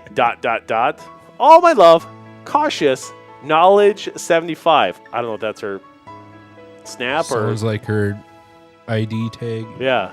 User ID. Something like that. All right. Next one. Or you're going to say something because you pulled something up. Oh, I was going to show Jared the message chain yesterday when you were like, I'm in Escatel. Oh, I was like, what the fuck is an Escatel? Esoterical approach. So basically, I just half-ass. I look at the box score and go, meh, good enough. That's not what that word means even. Whatever. Anyways, I tried misconnections on Craigslist. The replies are wild. I want to see some of those replies. They are fucking wild. I thought I tried here. Today in Winco, 1:30 p.m., we made the eye contact in the fruit section, and I felt the flame emoji. You have dark features, dark shirt, and a hat. You were alone. I'm the girl in the black long sleeves and a ponytail. I don't know why either of us said anything, but I was in a hurry and felt regret as I was pulling out of the parking lot. I thought I'd give this a try and try to find you. Sorry it's not allowed. P.S. No flares for this type of situation. Should we add one? If you want to, I guess. These people need more friends who are therapists. Fucking good one. Brilliant. Misconnection, March 1st. Long shot, but maybe you are on here. ... Misconnection at Disneyland yesterday, Sunday. Oh. We met on Space Mountain. Shock. The happiest place on earth. Allegedly, and our kids bonded, and then we spent half the day together. I felt so bad for not following up. My kids kept talking about both of you. Maybe we can all be friends, and the kids can play video games? ? AKA distract the kids. Yeah, distract the kids. Let's go to the bedroom real quick. No, not allowed. Not you. No, never. Anyways, Minnesota time. Oakdale Liquor Store. Beautiful blonde driving a black SUV wearing a camo sweater. You smelled so good as well. Ooh. I waved as you were leaving. You waved back, probably thinking I was probably someone you knew. I would love to talk to you sometime. Call me crazy, but if the first thing you're starting with is you smelled so good, like that's such a Cream. Yeah, that rubs me the wrong way. Damn. No. I don't want to say it because then it's getting political. Gigi, I love to hear you play. It's not Gigi Martin that Scott punched in the face, allegedly. But Gigi, I love to hear you play. We had an amazing conversation, and you were. How do you know it's not? I mean, maybe. This is down in Inver Grove, so maybe. I would laugh if 28 years later somebody said that and she would be like, oh, I remember that fucker. I'm going to reach out and ask. Anyways, we had an amazing conversation, and you were right. I did think about you. You're right. I did think about you when I got home. You made me think a lot about art. I would love to hear you play your cello. Allegedly. Ugh, things that make you go, ugh. All right. Faribault, running into each other. Has been great seeing you so randomly these past few months after so many years. Nice to see we still have that connection. I'll be down less over the next few months, but let's stay in touch this time. Obviously, one person trying to pull the fuck away. It's like, no. All right, I think this is the last one. Yoga pants. All right. Oh. God's gift to men. All right. This is in Fargo. All right. Thank you, Matthew McConaughey. Jesus. I love the snug fit. If you're willing to share a picture of your wondrous curves, please do. No. That was weak. That's misconnections this week. Justin's been commenting as I go. Matt still lines from Courtney's. Shut up. Pines. Well, I was reading this one. I know, but he probably meant Matt still pines for Courtney. Oh, okay. Oh, then I have to read the next one. Okay. Well, that happens. No, I don't, though. She's not, well. Broke my heart, and I've hated Valentine's Day ever fucking since. Do. Fucking sucks. All right, so that's misconnections this week. Oh, it's tipped. But it just kind of, the goalie got. These Delano helmets are disgusting. I like their the jerseys. cream color. The jerseys are fine. The helmets being cream is really throwing me off. My brother, so the Iowa Wild have a cream colored jersey Yeah. with the cream color. My brother loves it. Really? He's like, Minnesota needs that color combo. Lake State does it too. They have the cream helmets. It doesn't look good for them either. But I don't mind the Iowa Wild ones. Because Because now that you mention it, I've they seen complement each other, though. Yeah. That cream and the forest green. Yeah. It doesn't look good with Delano. They should just have black helmets. Black helmets. They'll blend in with their pants. It's better than orange. I say the same thing with like San Jose now, even. Oh, yeah. And Anaheim. Black breezers back. Yeah. Black helmets. Those I like when the Sharks go back to black. And they also start wearing their throwbacks, too. Those are sick. Mm-hmm. So pretty. So that awesome. teal looking. Yeah. Oh, that's a sick color. Sorry, not to dive back into Oh, that's fine. All right. Should we do Wikipedia? All right. Wikipedia. So this is not what we know. It's what Jared knows. And there's some good ones in here. I know we did the mayor last week, and I think he got 2 of them, right? 2 or 3? 3 or 4, actually. Yeah, okay. Are we doing 5 or 10?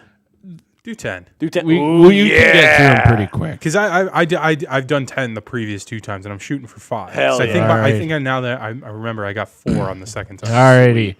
So, are you ready, Jared? Yeah.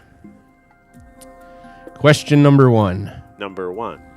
Back on July 5th, 1996, I was not even born. I was 3 months old or something like that. Jesus. The first mammal, a sheep, was successfully cloned. What was its name? I remember this. I don't have a fucking clue. I just pass. It's Dolly. Yeah, I didn't know that. I had no idea. Nerd. Come on, you went to Augie. You should know this. I was not pre-med or anything like that. But that was like huge news. So, remember, and they still talk about it from time to time. Yeah, miss me. Alrighty. Raised me. Just nicked me. Question number 2. Number 2. What was the name of Snoopy's bird friend? Oh. I could give you one hint and it would be a total giveaway. It's like Mike Fisher. It's like I can see the name and it's just sitting right there. You're gonna have to say it. This is embarrassing. This is a bad one. All right, you can say it's wrong, but the most famous outdoor music festival. Woodstock. Fuck me. I'll give it to him. No, that does not count. That does not. I told you the clue would be very obvious.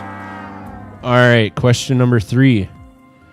What is the name of the presidential retreat property located in Pennsylvania? Like the property or the town? The name of the facility. In the words of Johnny Carson, I did not know this. I'm also going to follow Johnny Carson's lead there. It is Camp David. I probably should have known that one. Alrighty. Looking good, 0-3. Yeah, 0-3. we're back to when I got like 2. Hey, you're just like the Lions. You know how they start out? Well, if I get 2, I can like run for mayor. So Jesus. I would never run for mayor. All right. Question 4.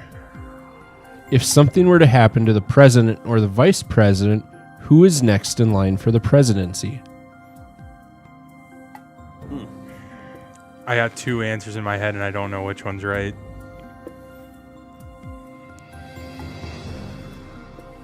Is it the Speaker of the House? That is correct. I was yeah. What was your other one? I was thinking Secretary of the State, but that it just didn't didn't sound right. And I'm an idiot politically. Like after like 10th grade, like in one ear out the other. It's all right. I'm never good at either. Alrighty. Question number 5.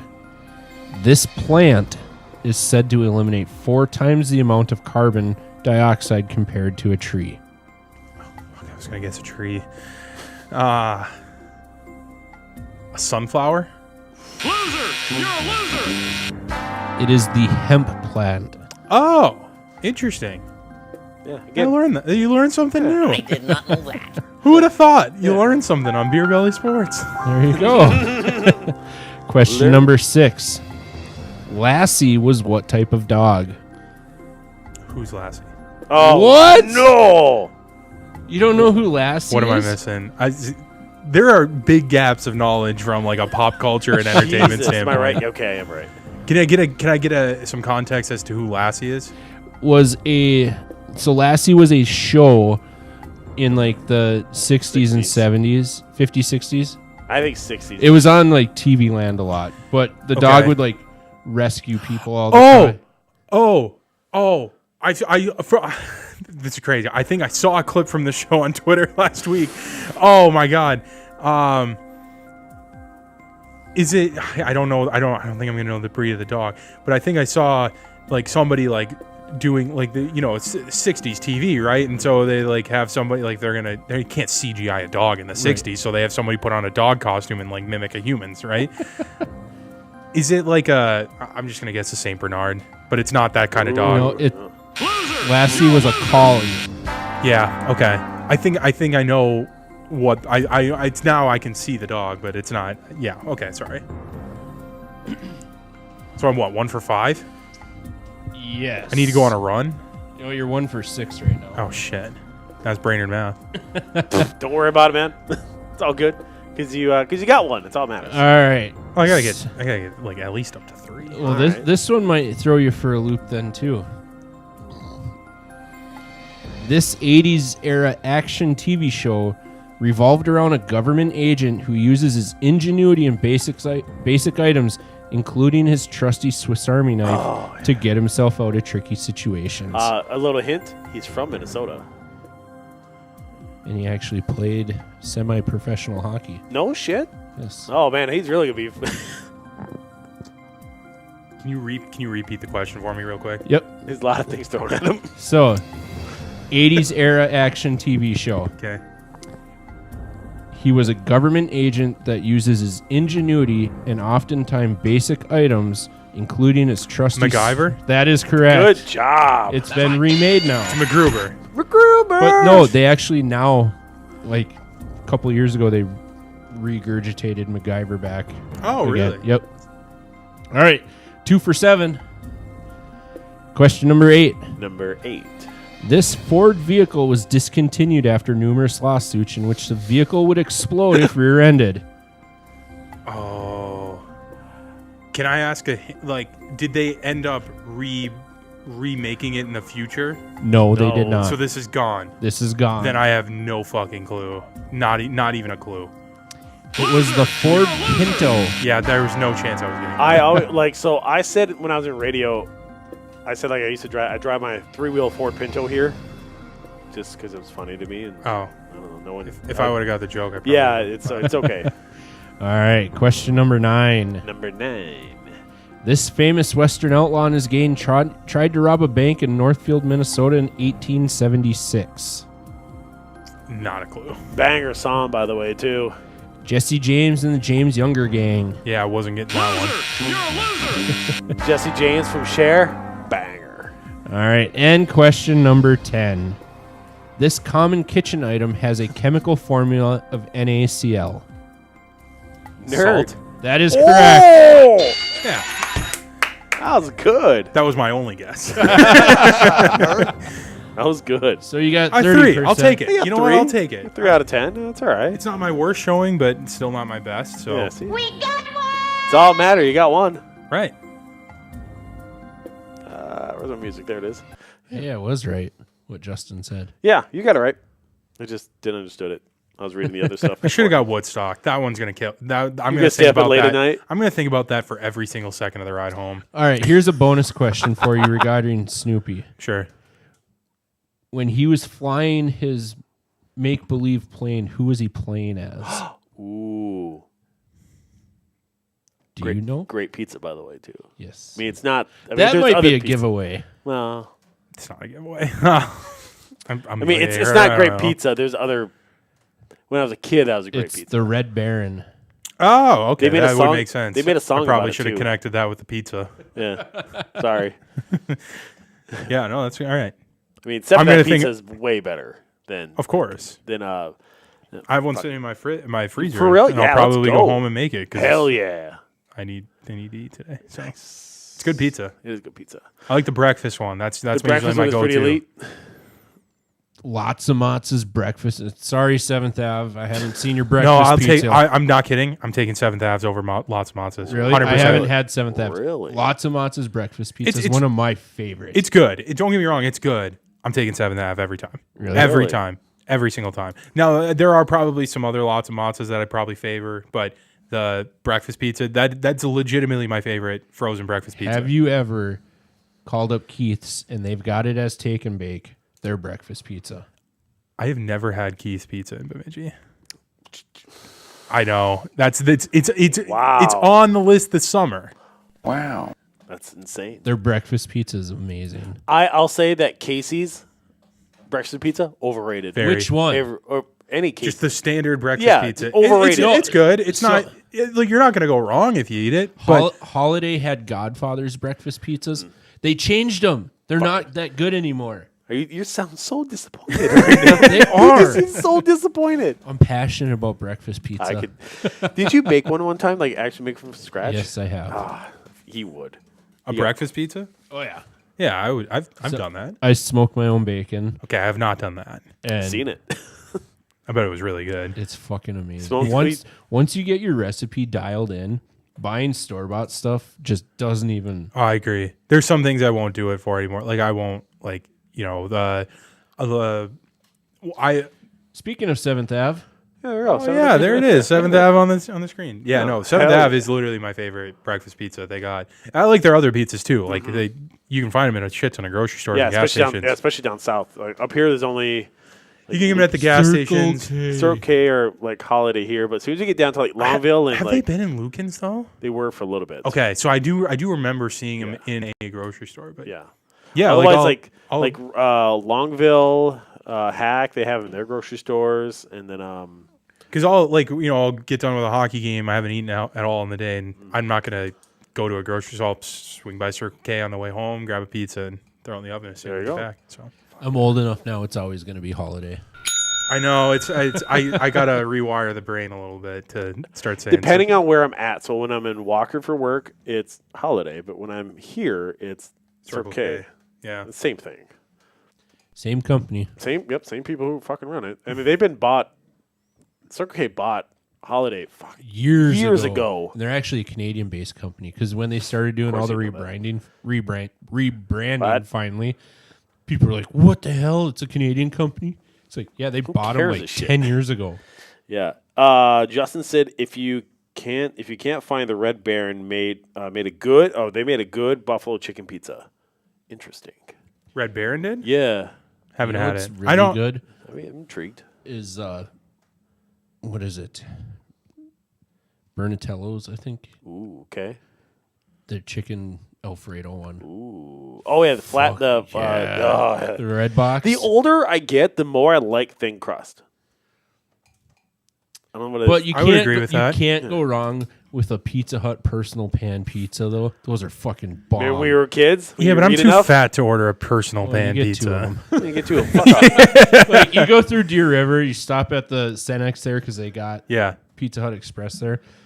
2 meat lovers. Fuck, Jesus yeah. Christ. See, now you're more talking Scott's about been there before, quite a few times. It's like his normal stop. Well, the kids like getting those pizzas on the way to my brother's house. It is kind of a distance to go to your brother, though, so I get that. Been there a few times. Yeah. That was the Wabasha drive back? Yeah, because we dropped Stella off there. Yeah, that's right. Good times. God, that fucking drive sucked. Yeah, it did. So we have to go to Wabasha next year. So the Grumpy Old Men Festival. Why does Abby want to see you? She has a boyfriend.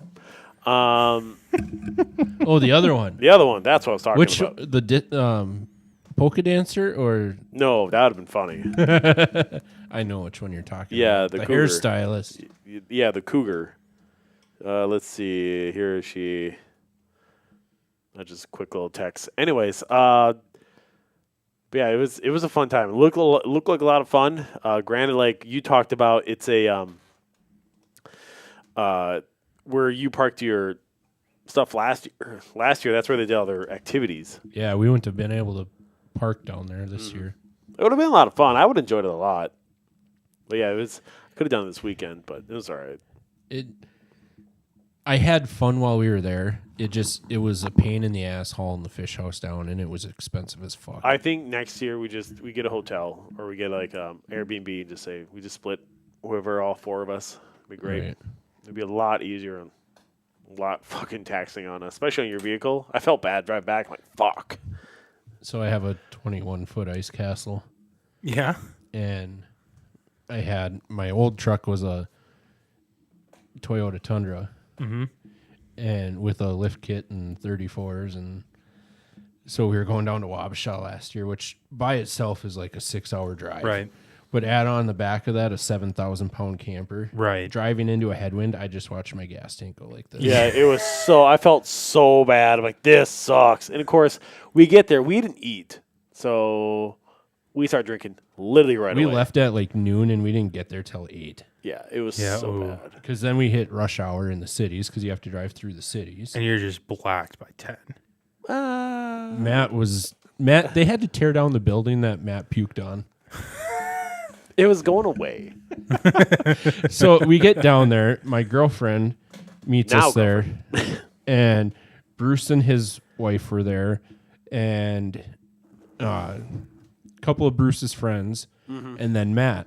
Well, we get down there, and Bruce is well on his way. Yeah, he's gone. 3 sheets to the wind. He's done. And you guys got to play catch up. Okay. So Matt, myself, and my girlfriend start drinking, and then they've got this pickle-flavored vodka. It's not just pickle. There's 2 versions. There's a regular one, and then there's a spicy pickle. Oh. And Jada said it was Krista, but I don't know. They're like, here, have this one. I was like, I don't want spicy. No, this is the regular one. I drank. We both hit it. Oh, fuck. I got like part of it. I was like, no. Spicy.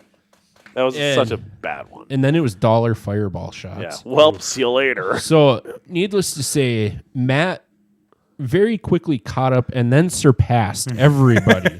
I did. And I just kept going. It gets to be closing time and the band's winding up, and we're all turning around and we're like, where the hell's Matt? Oh. And we look over against the far wall, and Matt's buried face first into a green waste management garbage can, just ralphing. Yeah, I'm calling dinosaurs for sure. With his felt cowboy hat on and his insulated jean jacket. I felt so cool. That 6-year-old lady thought I was the hottest thing ever. 1985 Canadian tuxedo Matt over there was looking on so fire. Good. Oh, so and then so we go outside and we lose Matt again, and we turn around and he's puking on the side of this building. Yeah, it was instantly. We went outside and it got instantly hot. I went stage left, and and then so one of the organizers who we're all like, yeah, we need to behave ourselves because we're here on official business. Yeah, we are. And one of the organizers is hanging out with us. She's just buying us drinks, by the way, too. As Matt's just puking his fucking guts out. Dying over here. We're making a great first impression here. So she's like, where are you guys staying at? I was like, my fish house is back down at the parking lot at the park. Oh, jump in my car. I'll drop you guys off so you don't have to deal with this one. I got in nicely. And I put my head down the window. I was like, oh, I feel so good. So we get Matt back to the parking lot. He falls out of the car. I Ric Flaired myself to the ground. Oof. And then my girlfriend and Abby jump on top of Matt. That was cute. I have photos. We threw him in the snowbank. I might still have that. And then he finally just fully clothed crawls into bed. No, he took my boots off because... Passes the fuck out. It sounds like a great night. And then I thought it was a great night. And then the next morning, he goes on what became one of the show titles, A Long Walk to Quick Trip by himself. It was a... I had to because Scott was with his girlfriend. You didn't have to do anything. I felt weird. I was like, I gotta go. We weren't doing anything. Oh, Jesus. Yeah, allegedly. Okay. First time. While you were in there, we weren't doing anything. I was past you are cooked. I am done. While you were in the fish house, we were being courteous. Allegedly. I probably passed out because your generator ran out, which was perfect timing for me because I was on fire. Like wearing a hooded sweatshirt and an insulated jean jacket. I took jacket with a blanket on him. I was dying. I was trying to sweat it out. So yeah, but anyway. yeah, Quick Trip was like 2 blocks away, so we decided to go walk down there. And it was fun. I'm going to give my bro some time. I took a long walk to Quick Trip for a reason. He probably didn't need it that long. Well, you never know. It probably took him that long just to walk there. Right. I did get some body armors and... like you could have just made a trip to the end of the driveway and came back. Yeah, 3 second done. I mean, it happens. No. 5? All right, good for you. What did we learn today, boys? That hemp produces 4 times the amount of oxygen as trees. There you go. That Matt went to Saskatchewan. Yeah, I guess I did. I didn't know I did. And it pays to have a friend who's a therapist. Yeah, I guess. It's nice. Benefits. What'd you learn, Matt? I learned that you guys can talk a shitload about hockey. Like, literally the first segment, or the first... I got like 4 more hours to go. I bet you fucking do. All right. Well, it's a sports show. We should talk sports. No, but it's like the entire time was just that. It just naturally flowed. It did naturally flow. You guys did really well at hockey. Today's show is being brought to you by... The beautiful Knob and Kettle down in Lake Alice, Minnesota. Check them out on Friday and Saturday. Get some of the best prime rib around. I will be trying it this summer. Hell yeah. Also being brought to you by Home Choice right here in Bemidji. Get $100 off of your purchase when you use the promo code in-store, Beer Belly Sports. Also, Soda Stick. Check them out at sodastick.com. Clothing made by Minnesotans for Minnesotans. Correct. Put in the promo code Beer Belly and get 15% off your order when you do. Also being brought to you by Herbert and Gerbert's right here in Bemidji. They have a lot of catering stuff. A lot of good sandwiches are coming out as well, too, so check them out. They're always changing new things, especially in the season. And soups. Herbert and Gerbert's is my go-to quick meal place in Bemidji. Yeah. I love the cheddar broccoli soup. Ooh, I mine swear by it. Also, best cheddar broccoli soup I've ever had, and I don't care if what that says about me. No, I love it because I bought it off of Linda before, so I get it. It is so good. It's my favorite. Blows Jimmy John's out of the water. Hell yeah, fuck them. Also, we were just talking about them. I got to give it a shot now because I love breakfast pizza. It's 7th Avenue Pizza. Pizza before pizza became trendy. All right, also being brought to you by Paul Bunyan Communications. Been serving the Bemidji and Grand Rapids area for a long time. Bemidji 50 years and 25 for Grand Rapids. And we didn't have a segment today, so we didn't get to spotlight them, but March Madness is coming, Matt. So who do we have as a segment sponsor for March Madness? Better Edge. Go to betteredge.com or get the app. We get $20 on us. We use that promo code BBS. $20 on us. Use that promo code BBS. Speaking of March Madness, It's coming. I think we're going to do the worst Minnesota heartbreaks in sports. I think it'd be fucking great. Now, can we get 32 of them? Probably. Easily. I think so. If they expand the tournament, you can get enough of them. The committee needs to decide on what works. If you need ideas for that one, just text me. I got I'm sure you'll look it up, too. Sorry, the committee will look it up. Frozen Four where 3 Minnesota teams made it and UMass won the title. That's probably one of my favorites. All right. Well, thank you to everybody listening. Thank you to the writers, producers, on-site engineers, and known as all of us. In the words of Red Green, keep your stick on the ice. Okay, bye. See you later.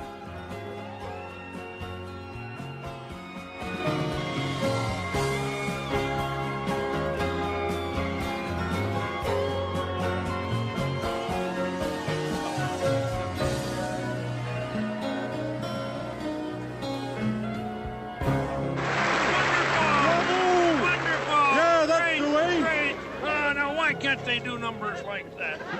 We just did. Yeah, so you did. Wasn't very good after all. Ooh, terrible. Thanks for listening to Beer Belly Sports.